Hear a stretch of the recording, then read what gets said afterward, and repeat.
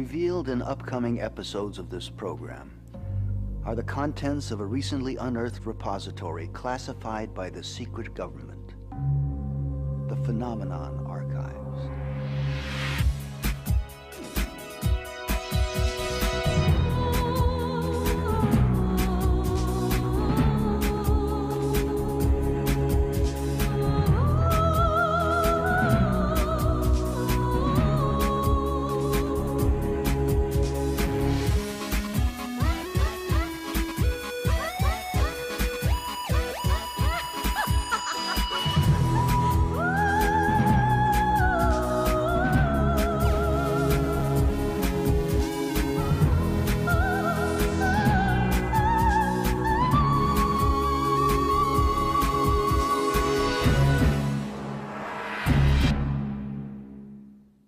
Was our race genetically engineered 6,000 years ago? Were we created by beings from distant space to work as laborers toward some unknown end? From ancient cave paintings to the conquest of space, we have grappled with the truths of our beginnings.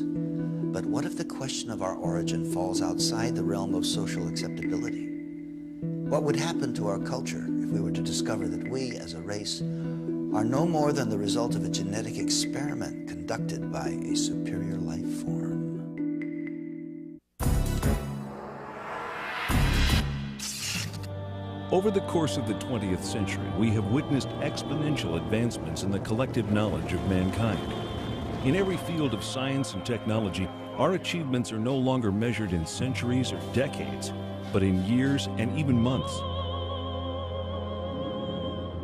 With this extraordinary growth, mankind has surpassed every achievement recorded throughout the millennia of known civilization. But what if the breakthroughs of today concerning humanity, the earth, and our beginnings are not new wisdom at all? What if much of this supposed recent knowledge lay secreted away in the ruins of a once powerful society, awaiting our discovery? Could this alleged new knowledge, uncovered in Earth's little corner of the universe, be considered Genesis revisited? This is the belief of the world-renowned archaeologist, linguist, and expert in the field of cultural anthropology, Zecharia Sitchin.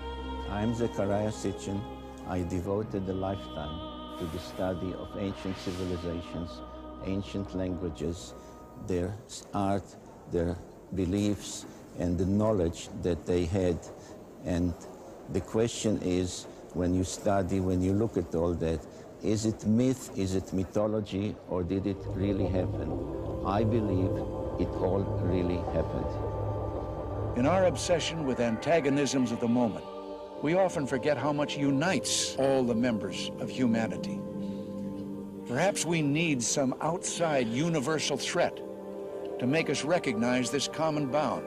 I occasionally think how our differences worldwide would vanish if we were facing an alien threat from outside this world. And yet, I ask you, is not an alien force already among us?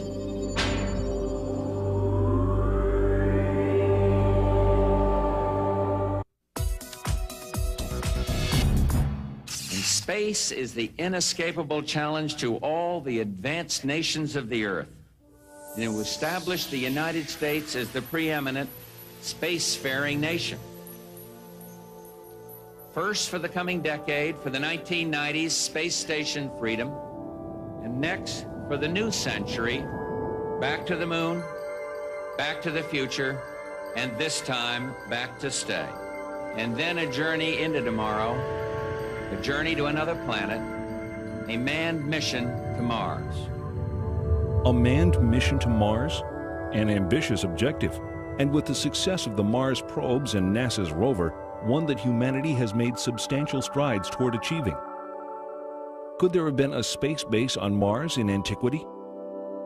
If we had physical, tangible evidence of artifacts on Mars, we are not only not alone in the universe, but someone has been on the next planet over.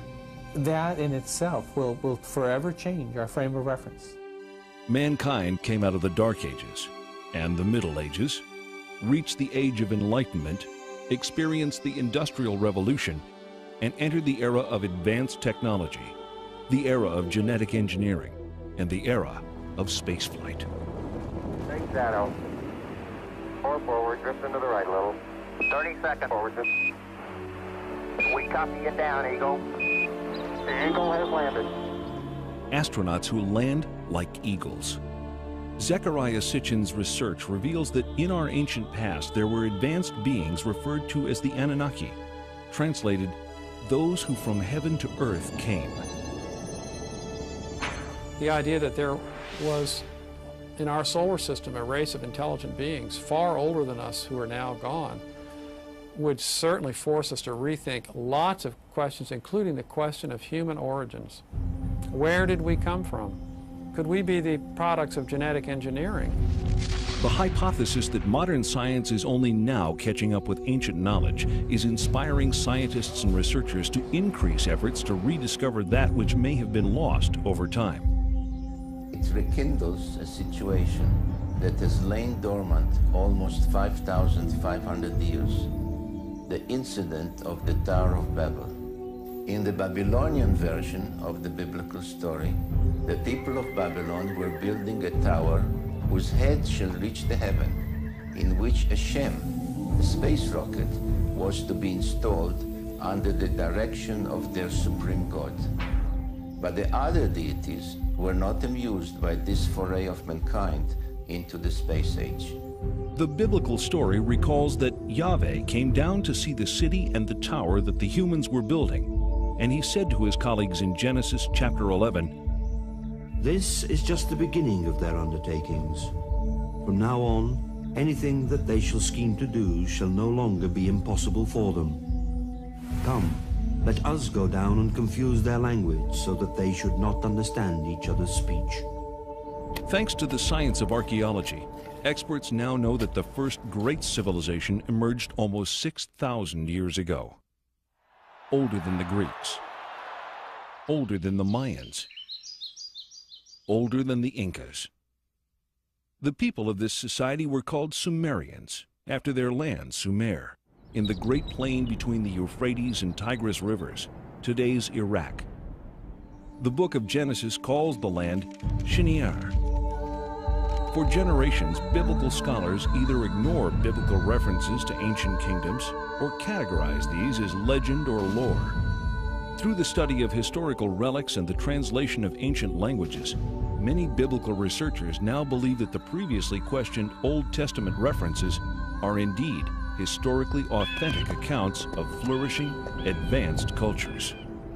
If you study the Genesis document, God made Adam out of clay and then took Eve out of his rib, one of his ribs, etc.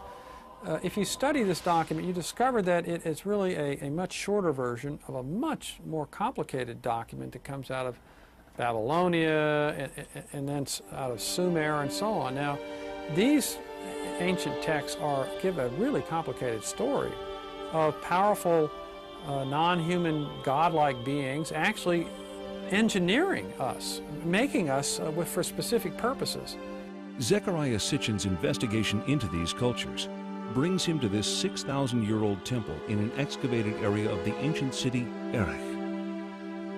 Until its discovery only 150 years ago, Erech was known only through passages in the Bible. The temple is dedicated to a female goddess named Inanni, also referred to in later times as Ishtar. Zecharia Sitchin.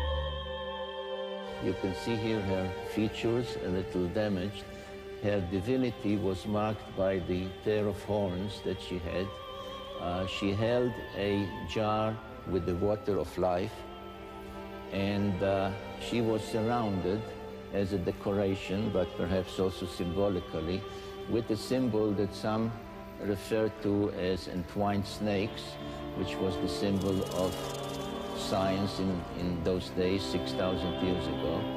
Some find in it a precursor of the Egyptian Ankh, which was the symbol of life and creation. Further results of Mr. Sitchin's research affirm the theory that this visage of entwined snakes is the symbol for genetic manipulation of DNA. Carved out in stone over 6,000 years ago, Ishtar is sometimes depicted flying through the sky, and leaving the Earth's atmosphere to traverse the heavens. In ancient Mesopotamia, the secrets of astronomy and other celestial knowledge are kept carefully guarded, studied behind closed doors by an exclusive society of priest astronomers. Cylinder seals like these are the only surviving record of these carefully guarded secrets.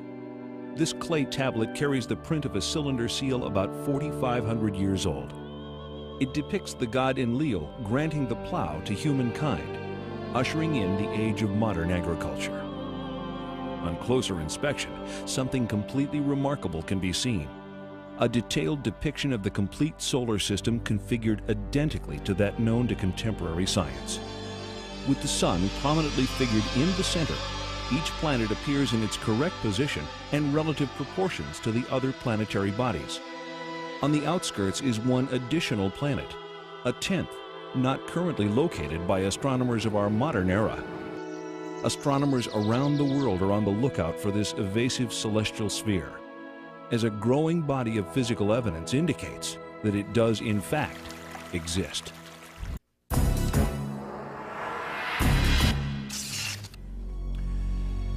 History records the discovery of the planet Pluto as February 18, 1930, by astronomer Clyde Tombaugh. Yet, Pluto is clearly shown on the imprint taken from the Sumerian cylinder seal. There is also one additional planet, the one that scientists refer to as the mysterious Planet X, the yet undiscovered most distant member of our solar system. According to modern science, prior to the invention of the telescope in the 1600s, humanity had no knowledge of outlying planets beyond Jupiter, as these bodies cannot be viewed with the naked eye. Since the day of Galileo Galilei, optical astronomers have amassed an important body of knowledge about the outer planets. These theories established by astronomers from around the globe have been uncontested these last centuries. With the technological advancements of our day, new vantage points have developed, such as the unobstructed view of NASA's Hubble telescope and the perspective gained through unmanned probes sent on reconnaissance missions to the outer reaches of our solar system. These breakthroughs in space exploration reveal many inaccuracies in earlier astronomical conclusions. On August 19, 1977, the American space probe Voyager 2 leaves Cape Canaveral on a several-year journey to the vicinity of this solar system's most distant planets. The Voyager's discoveries challenge many of astronomy's recent conclusions, while fully corroborating ancient knowledge. For the first time, we see images of Uranus. Astonishingly, it is exactly as the Sumerians report in their 6,000-year-old description. Though they have no telescopes that we know of, the Sumerians characterize Uranus as Mash Sig, translated bright greenish. They also explain the unique planetary tilt of Uranus. According to the Sumerians, our solar system was invaded by a planetary body that caused collisions and disrupted the existing order.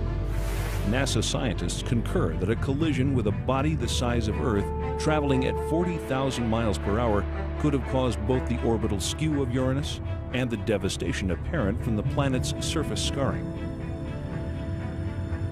Its neighbor Neptune was described as a blue-green planet by the Sumerians millennia ago, but science has only confirmed this fact during the past few decades.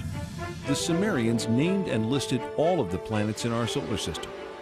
Their documented list of these planets is tangible evidence that in at least one respect, modern man is on a path of rediscovery.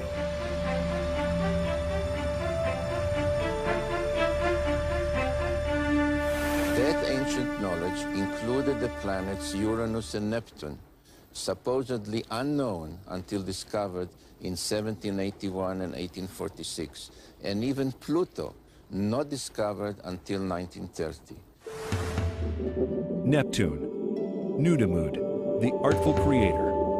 Uranus, Anu, he of the heavens. Saturn, Anshar, foremost of the heavens. Jupiter, Kishar, foremost of firm lands.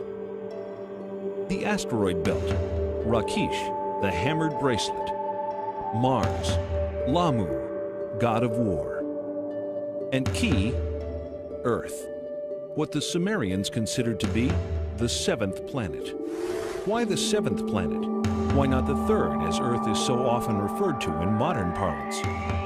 Sumerian records indicate that they began their counting not from the sun, but from a planet on the outside of the solar system. But most surprising was the inclusion of one more large planet as the 12th member of our solar system. The launch of Pioneer 10 in 1972 ushers in the era of deep space exploration.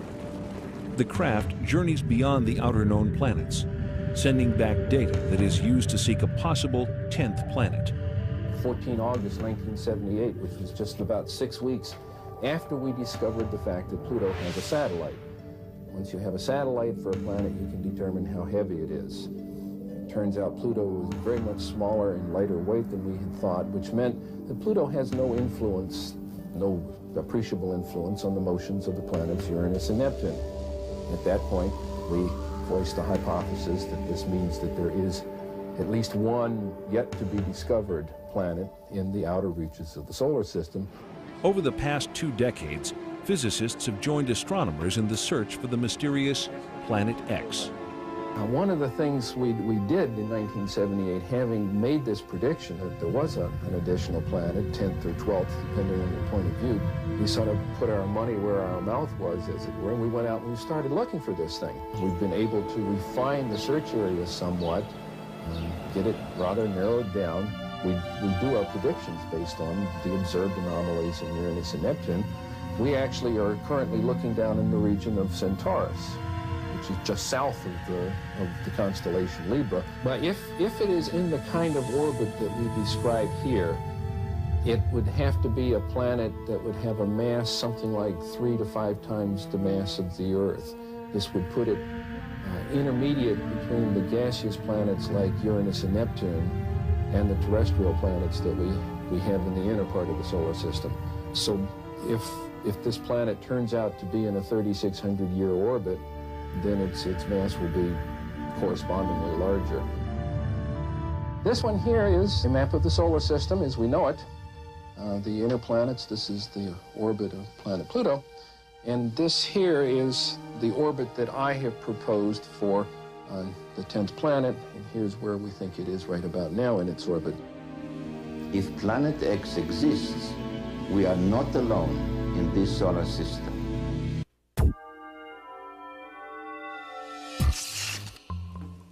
Earth, the 7th planet.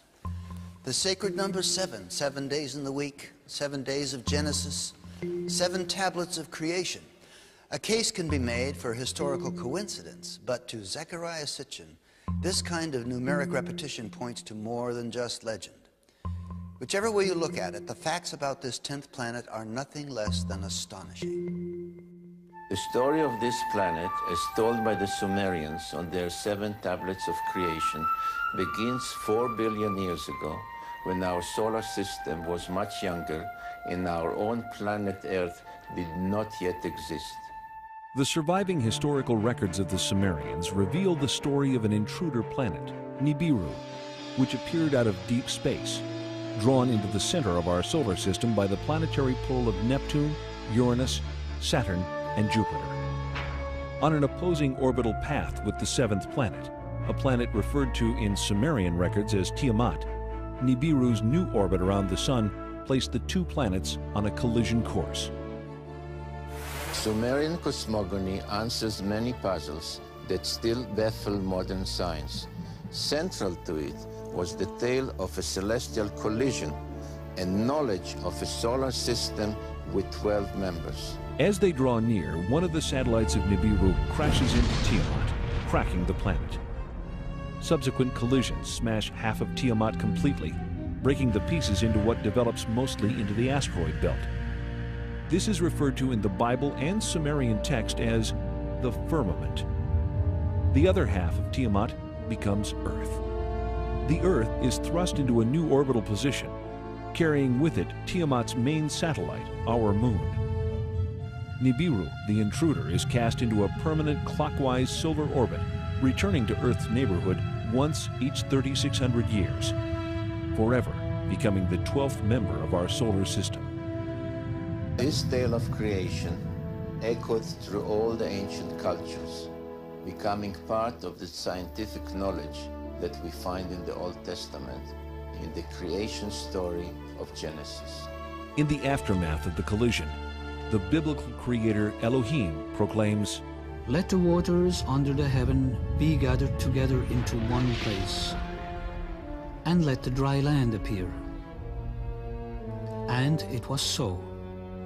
And Elohim called the dry land earth, and the gathering together of the waters he called seas. If Earth is the orbital remains of a planetary collision, scientists believe that the most obvious place to look for planetary scarring is 7 miles below the surface of the Pacific Ocean. When in the heights heavens had not been named, and below earth had not been called, naught but primordial Apsu, their begetter, Mamu, and Tiamat, she who bore them all. Their waters were mingled together. 2 planets mingled together. The biblical passage of Genesis reads, "In the beginning God created the heaven and the earth. And the earth was without form and void, and darkness was upon the face of the deep. And the Spirit of God moved upon the face of the waters. And God said, Let there be light. And there was light." If we apply the knowledge of the Mesopotamian text to the biblical text, the correct reading of the book of Genesis emerges, especially in relation to waters. And Elohim said, Let there be a firmament in the midst of the waters, and let it divide the waters from the waters. And Elohim made the firmament, dividing the waters which are under the firmament from the waters which are above the firmament. And Elohim called the firmament heaven. Upper waters? Lower waters? What does the Bible mean by this? The Sumerians describe Uranus and Neptune as watery planets. What are the conclusions of modern science? In 1979, 1980, and 1981, Pioneer and Voyager visit Jupiter and Saturn with their many moons. During these missions, water is discovered virtually everywhere, as ice on the surface and as water below the surface. The Sumerians' ancient claim of water on Jupiter's moons Io and Europa is proven. The Sumerian records indicate water on Enceladus and Tethys, 2 of the moons of Saturn, and in that planet's spectacular rings. The findings of NASA confirm these ancient Sumerian assertions, giving further credence and clarity to the biblical quote, "waters above the firmament." Halley's Comet travels through space, itself a spectacular confirmation of the biblical claim, "waters above the firmament." Nearly 4 billion years old, with a core half the size of Manhattan Island, this mystic traveler throws off water at the rate of 30 to 70 tons a second, with enough mass to continue its purge for thousands of years. Was ancient man aware of this spectral vision? The unusual celestial object, reported in Babylonian texts to have been seen in the year 164 BC, is believed to have been Halley's Comet. Significantly, it was considered the scepter star of Israel. In the Bible, the book of Numbers records, "I see it, though not now. I behold it, though it is not near. A star of Jacob did course. The scepter of Israel did arise." Halley's Comet and its lights are truly the messengers of Genesis.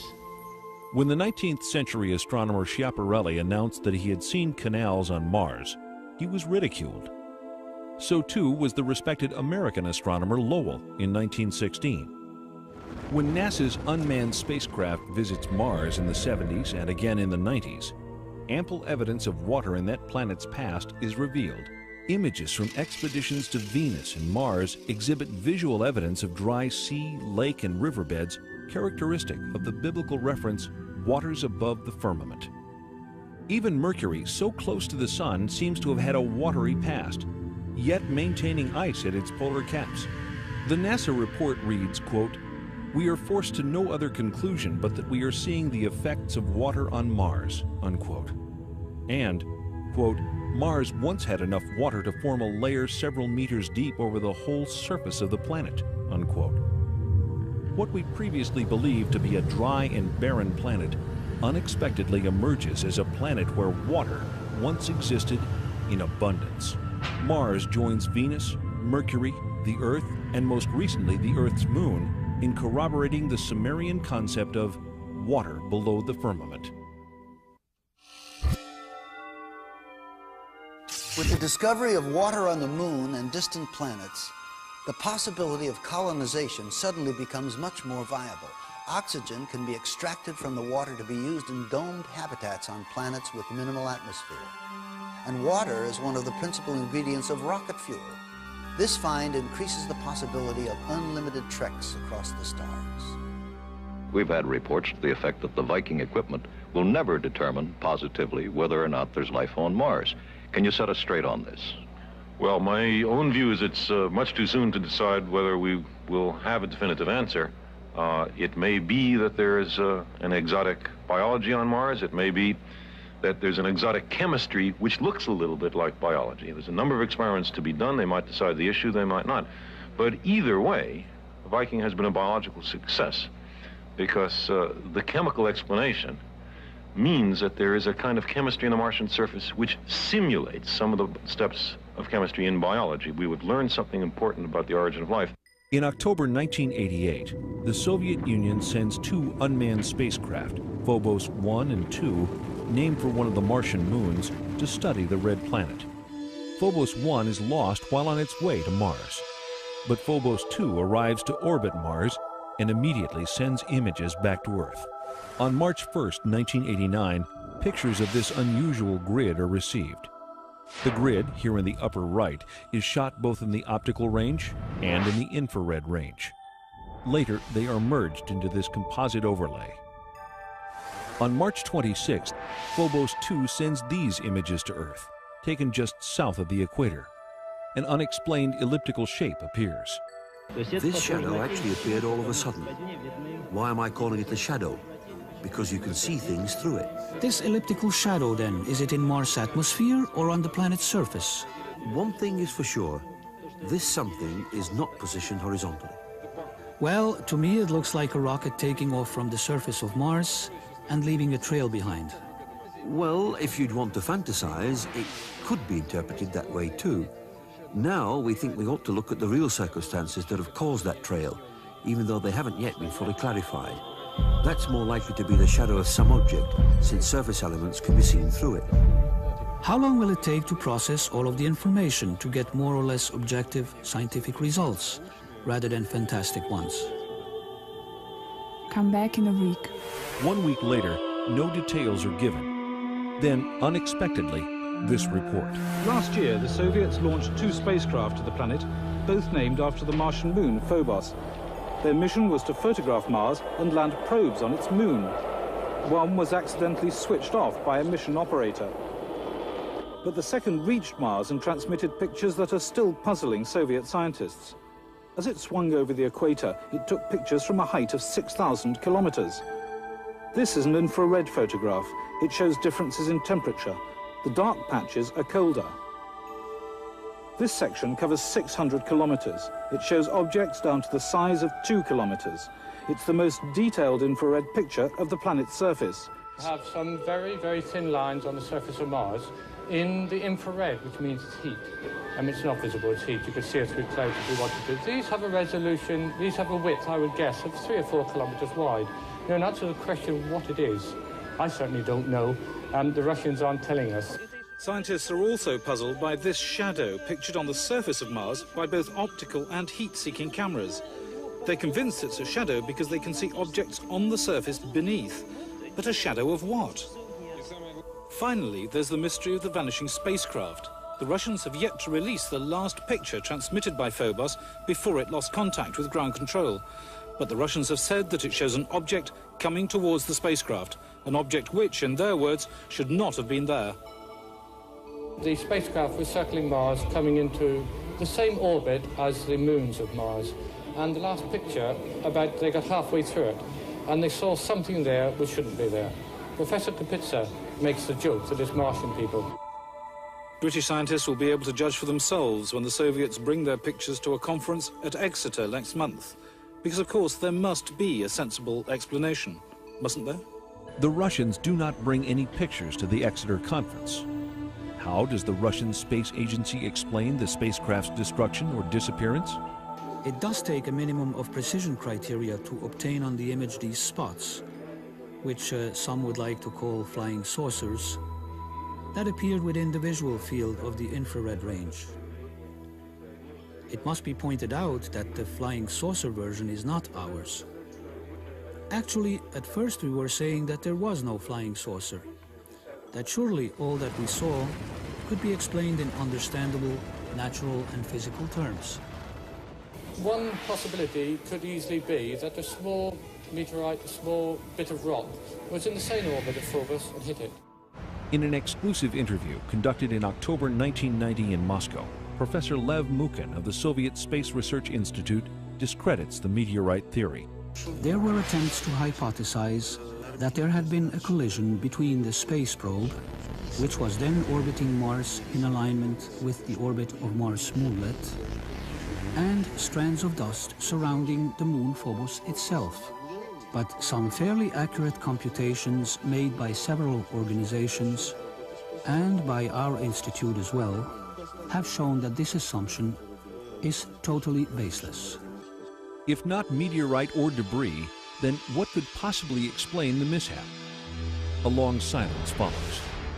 Then in December 1991, Marina Popovich, former cosmonaut trainee and retired Air Force colonel, holds a surprise press conference at the Russian consulate in San Francisco. She unearths the mysterious last photograph taken by Phobos. There is a strange shape in the foreground. Colonel Popovich refers to this as an unidentified flying object, a UFO. The object is juxtaposed against what appears to be the planet's tiny moonlet, Phobos, for which the craft is named. But how is the mysterious shadow explained?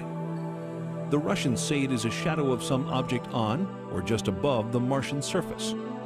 Upon further examination in April 1992, when all of the related photographs are compared side by side, scientists reach the conclusion that the shadow is actually moving. If Mars was indeed the site of a space base in antiquity, could the failure of these Soviet space missions be attributed to some sort of alien intervention? Could the ancient space base have been reactivated? So the mystery remains. What caused the spacecraft to destabilize? Was it a malfunction? Or was there an outside cause, perhaps an impact? The question that arises is indeed a simple one. Was the spacecraft Phobos 2 hit by something that put it out of commission? The circumstances in which Phobos 2 was lost suggest that someone might be back on Mars, someone ready to knock out what to them is an alien spacecraft.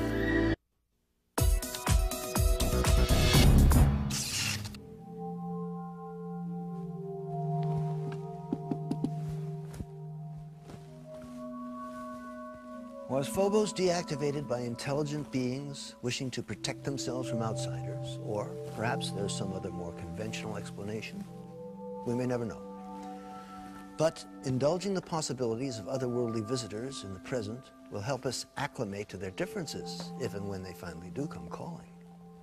The question remains, how would we as a culture respond to incontrovertible evidence of a species of beings that not only preceded our own but actually engineered mankind? Of all the elusive mysteries, the greatest is the riddle of life itself. How did it begin? From what corner of the universe did the first emanations of existence arise? Was the seed of life carried to Earth from the planet Nibiru? There has been a blending of interest in biologists on one hand and planetary astronomers on the other in the question of the origin of life. Because the same questions about how life originated on Earth also would apply to Mars or some other solar system. And just as they really can't explain how life originated on Earth, they don't really know how it originated elsewhere. Contemporary scientific thinking cautiously asserts that life arrives on Earth when certain chemical substances crash into the surface aboard a stray comet early in our planet's history. What we are trying to find out in the meteorites is to see whether there are any of these molecules related to life. There are certain molecules like the amino acids which may be described as the building blocks of life.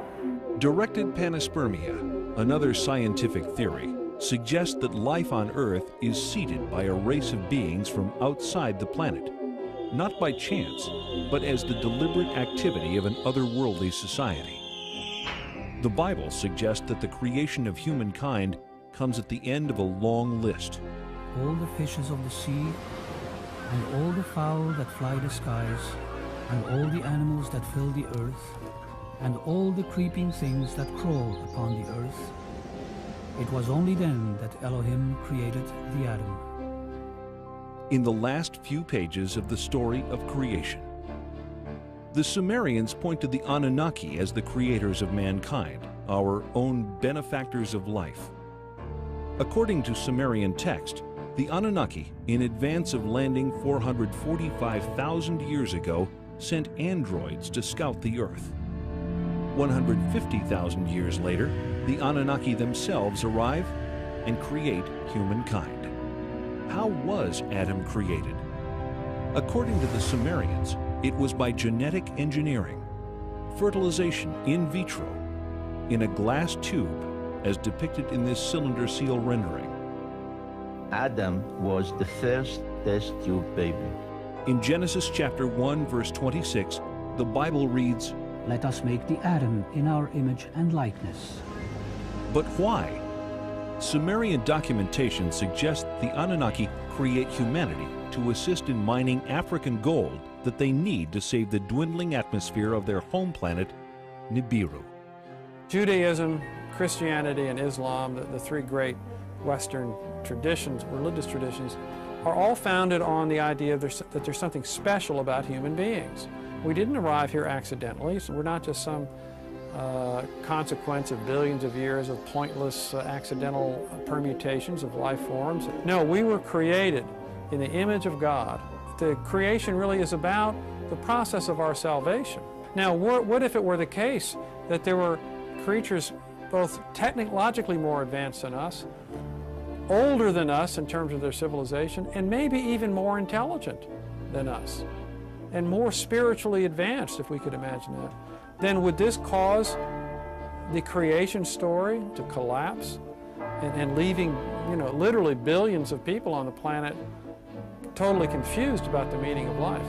The Bible relates an incident of mankind overstepping the bounds of the Anunnaki when the Babylonians attempt to reach the gods by building an enormous launch pad in the archetypal story of the Great Tower of Babel.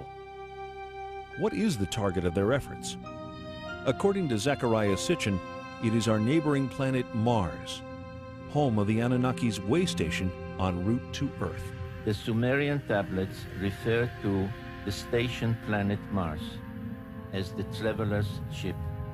I've taken it to mean that it was at Mars that the Anunnaki from Nibiru transferred to smaller spacecraft to reach Earth orbiting stations. Not once every 3,600 years, but on a more frequent schedule. Mesopotamian archives identify the 12 members of our solar system with specific symbols. Some, like Mars, Earth, and Venus, are indicated numerically on this ancient stela.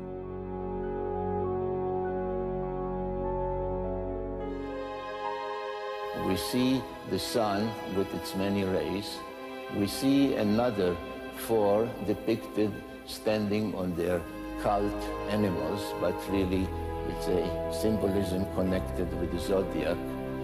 We see the moon, and we see the earth symbolized by the 7 dots, which indicated the position of the earth from the outer limits of the solar system counting or coming in inwards by somebody flying into from outer space. The 7 dots of Earth with its crescent moon and the 6-pointed star of Mars are revealing clues in this 4,500-year-old Sumerian depiction. 2 figures stand on either side of a craft.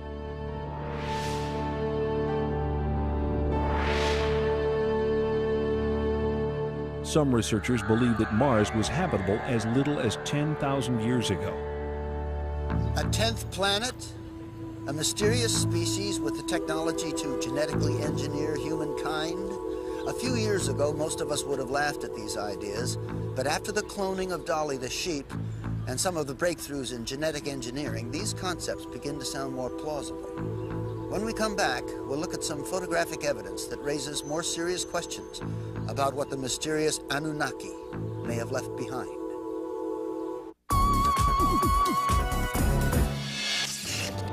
When the United States launches the Mariner and Viking spacecraft to explore Mars in the 60s and 70s, enigmatic structures resembling those on Earth are photographed. This is a feature on Mars that NASA nicknames the Inca City. Here we see it compared with Sacsayhuaman, Peru. These are lines on the Mars surface. These are the Nazca lines in Peru. I feel that what has been discovered so far is very suggestive of intelligent layout, but it would be irresponsible of me to say, I have proof. What I have is evidence which makes it appear as though it's been designed by some kind of intelligent thinking process, which is probably even more advanced than our current in some ways. I was especially intrigued by independent researchers' suggestions in their reports that the orientation of the face and adjoining pyramid indicated they were built in alignment with sunrise at solstice time on Mars. A realm of social acceptability. What would happen to our culture if we were to discover that we, as a race, are no more than the result of a genetic experiment conducted by a superior life form?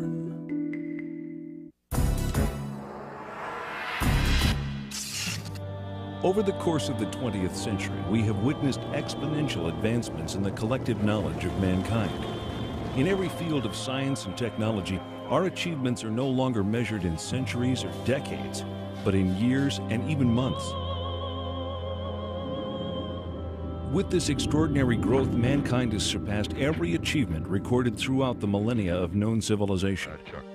But what if the breakthroughs of today concerning humanity, the Earth, and our beginnings are not new wisdom at all? What if much of this supposed recent knowledge lay secreted away in the ruins of a once powerful society, awaiting our discovery?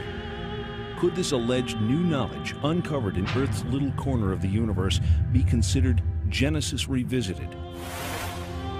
This is the belief of the world-renowned archaeologist, linguist, and expert in the field of cultural anthropology, Zecharia Sitchin. I'm Zecharia Sitchin. I devoted a lifetime to the study of ancient civilizations, ancient languages, their art, their beliefs, and the knowledge that they had. And the question is, when you study, when you look at all that, is it myth, is it mythology, or did it really happen? I believe it all really happened. In our obsession with antagonisms of the moment, we often forget how much unites all the members of humanity. Perhaps we need some outside universal threat to make us recognize this common bound. I occasionally think how our differences worldwide would vanish if we were facing an alien threat from outside this world. And yet, I ask you, is not an alien force already among us?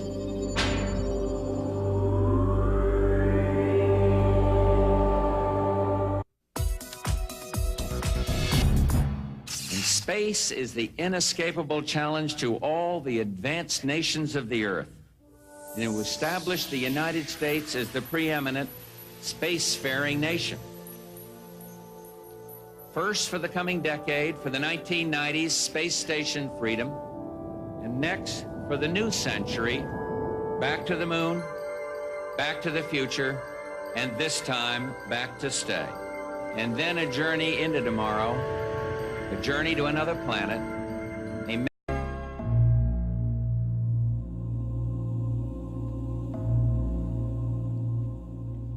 Revealed in upcoming episodes of this program are the contents of a recently unearthed repository classified by the secret government, the Phenomenon Archives.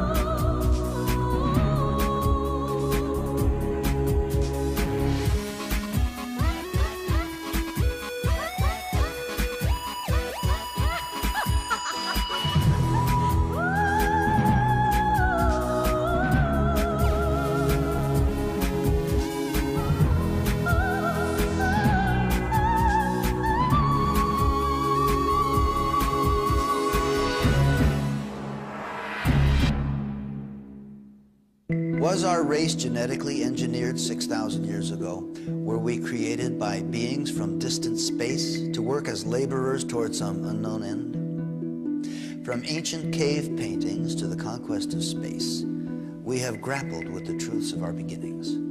But what if the question of our origin falls outside the... Us who are now gone would certainly force us to rethink lots of questions, including the question of human origins. Where did we come from? Could we be the products of genetic engineering? The hypothesis that modern science is only now catching up with ancient knowledge is inspiring scientists and researchers to increase efforts to rediscover that which may have been lost over time. It rekindles a situation that has lain dormant almost 5,500 years, the incident of the Tower of Babel. In the Babylonian version of the biblical story, the people of Babylon were building a tower whose head shall reach the heaven, in which a Shem, a space rocket, was to be installed under the direction of their supreme god. But the other deities were not amused by this foray of mankind into the space age. The biblical story recalls that Yahweh came down to see the city and the tower that the humans were building, and he said to his colleagues in Genesis chapter 11, "This is just the beginning of their undertakings. From now on, anything that they shall scheme to do shall no longer be impossible for them. Come, let us go down and confuse their language so that they should not understand each other's speech." Manned mission to Mars. A manned mission to Mars?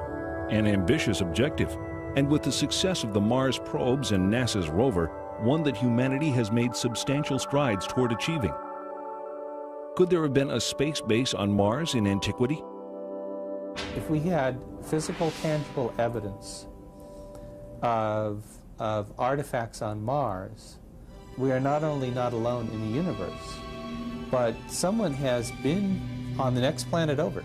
That in itself will forever change our frame of reference. Mankind came out of the Dark Ages and the Middle Ages, reached the Age of Enlightenment, experienced the Industrial Revolution, and entered the era of advanced technology, the era of genetic engineering, and the era of spaceflight. Big shadow. 4 forward, drift into the right a little. 30 seconds forward. We copy you down, Eagle. The Eagle has landed. Astronauts who land like eagles. Zecharia Sitchin's research reveals that in our ancient past there were advanced beings referred to as the Anunnaki, translated, those who from heaven to earth came. The idea that there was in our solar system a race of intelligent beings far older than